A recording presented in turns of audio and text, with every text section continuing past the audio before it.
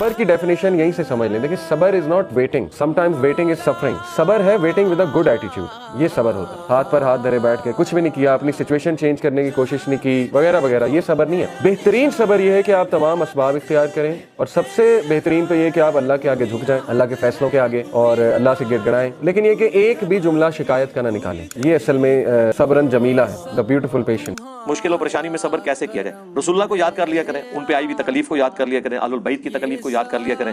हर नबी की स्टोरी में आपको एक ऐसी मिसाल मिलेगी कि इंशाल्लाह जिससे एक तो आप रिलेट कर जाएंगे अपने टेस्ट के हवाले से, दूसरा ये कि आप कहेंगे कि मेरा तो टेस्ट कुछ भी नहीं। अंबिया को तो किस लेवल पे उसका पैरामीटर क्या था उस टेस्ट का, वो तो हम सोच भी नहीं सकते। मुस्लिम में हदीस है कि हमेशा अपने से निचले लोगों की तरफ देखो। निचले से मुराद नहीं कि आपसे मर्तबे में जो नीचे हैं, मुराद ये कि जो आपसे ज्यादा तकलीफ काट रहे हैं, आपसे ज्यादा आजमाइश है, तो फिर तुम्हें अपनी तकलीफ के ऊपर कनात और सब्र नसीब हो जाएगा। ये इसका तरीका है। अल्लाह से दुआ भी मांगे।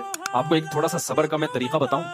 देखो इंसान जब जन्नत को सोचता है ना, ये अभी किया तो जन्नत मिलेगी, तो सब्र करना मुश्किल होता है। कि आप भी कहते हैं पहले मरेंगे, फिर पता नहीं कितने दिन कब्र में पड़े रहेंगे। तो जिनसे सब्र नहीं होता ना, एक काम सोचा करो कि जब भी कोई काम मुश्किल लग रहा हो ना, तो खूब समझ लो अल्लाह ने इंसान की बॉडी में फ्लेक्सिबिलिटी रखी है, लचक रखी है। जो काम मुश्किल है ना, वो पहली दफा में मुश्किल होता है, दूसरी दफा में थोड़ा आसान, तीसरी दफा में और ज्यादा आसान, चौथी दफा में और ज्यादा आसान, पांचवी में और, हत्ता कि फिर वो मुश्किल काम आसान नहीं बल्कि वो मुश्किल रहता नहीं है, और कुछ दिनों में फिर वो मजेदार बन जाता है, फिर वो दिल करता है करने का।